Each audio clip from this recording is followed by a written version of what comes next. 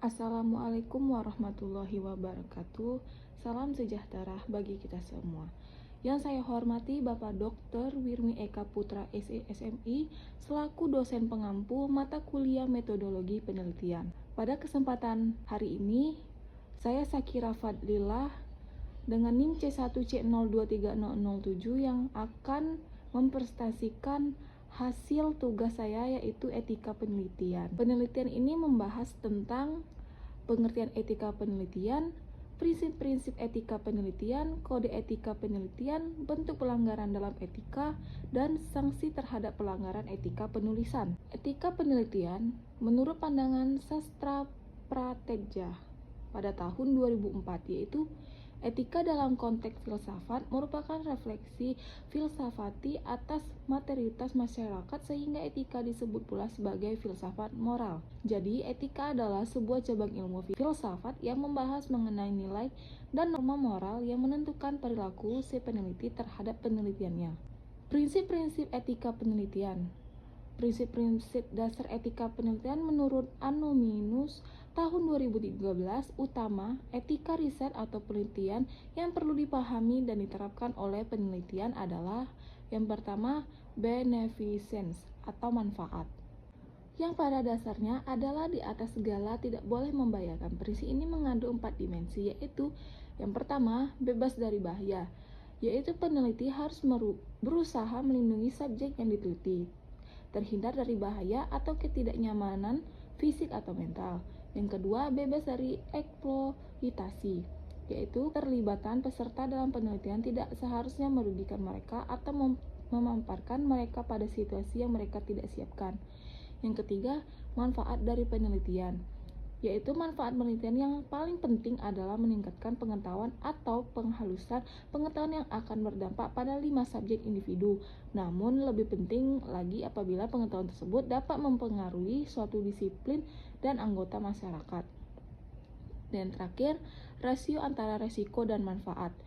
Peneliti dan penilai harus menelah keseimbangan antara manfaat dan risiko dalam penelitian.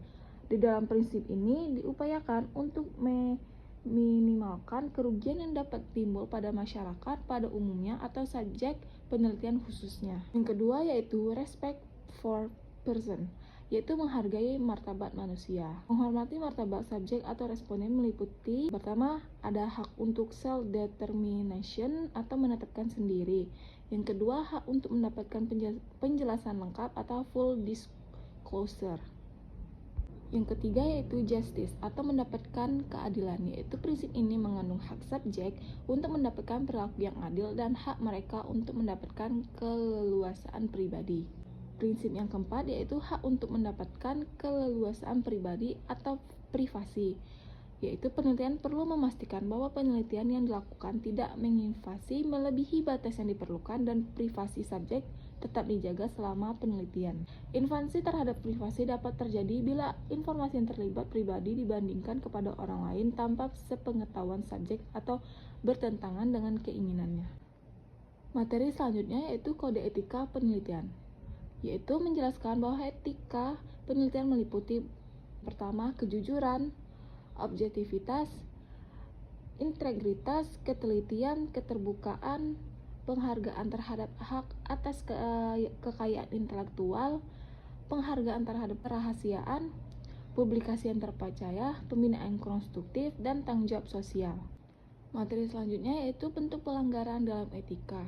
Bentuk pelanggaran terhadap etika penulisan suatu karya ilmiah menurut Permendiknas nomor 17 tahun 2010 tentang pencegahan dan penanggulangan plagiarisme di perguruan tinggi, antara lain yaitu plagiarisme, yaitu penjiplakan atau pengambilan suatu karangan pendapat atau karya orang lain dan dijadikan seolah karangan sendiri. Plagiarisme ini dianggap sebagai tidak pencurian terhadap karya orang lain. Yang kedua itu fabrikasi, yaitu proses pembuatan suatu karya tulis dengan menggabungkan satu karya dengan karya lain. Fabrikasi dapat dikatakan menghasilkan suatu karya yang palsu untuk menipu orang lain. Yang ketiga yaitu eksploitasi, adalah pemerasan tenaga peneliti dan pembantu peneliti, misalnya peneliti senior, pemeras tenaga, peneliti junior, dan pembantu penelitian untuk mencari keuntungan, kepentingan pribadi, mencari dan memperoleh pengakuan atas kerja keras pihak lain. Dan yang terakhir, injustice adalah perbuatan tidak adil sesama peneliti dalam pemberian hak ke pengarangan dengan cara tidak mencantumkan nama pengarang. Untuk materi terakhir yaitu sanksi terhadap pelanggaran etika penulisan. Pelanggaran terhadap plagiarisme sudah ada di Peraturan Menteri Pendidikan Nasional Republik Indonesia Nomor 17 Tahun 2010 dan sanksinya untuk setiap tingkatan berbeda, yaitu yang pertama, sanksi bagi mahasiswa. Yang pertama itu ada teguran, peringatan tertulis, penundaan pemberian hak dosen, penurunan pangkat dan jabatan akademik atau fungsional, dan pembatalan ijazah yang diperoleh dari perguruan tinggi yang bersangkutan. Yang kedua yaitu ada sanksi bagi dosen. Yang pertama ada teguran, peringatan tertulis, penundaan pemberian hak dosen atau peneliti atau tenaga pendidikan, penurunan pangkat dan jabatan atau fungsional, dan pemberhentian dengan hormat dari status sebagai dosen atau peneliti atau tenaga kependidikan. Dan yang terakhir yaitu ada sanksi bagi pemimpin perguruan tinggi. Itu ada teguran, peringatan tertulis, dan pernyataan pemerintah bahwa yang bersangkutan tidak berwenang melakukan hukum dalam bidang akademi. Baiklah, kesimpulan dari materi ini adalah etika penelitian merupakan standar tetap perilaku peneliti selama melakukan penelitian. Etika penelitian mengatur berbagai hal yang harus menjadi pedoman perilaku peneliti sejak menyusun desain penelitian, mengumpulkan data di lapangan, atau melakukan wawancara, memberikan angket, melakukan pengamatan, meminta data pendukung, ketika menyusun laporan penelitian, sampai mempublikasi hasil penelitian.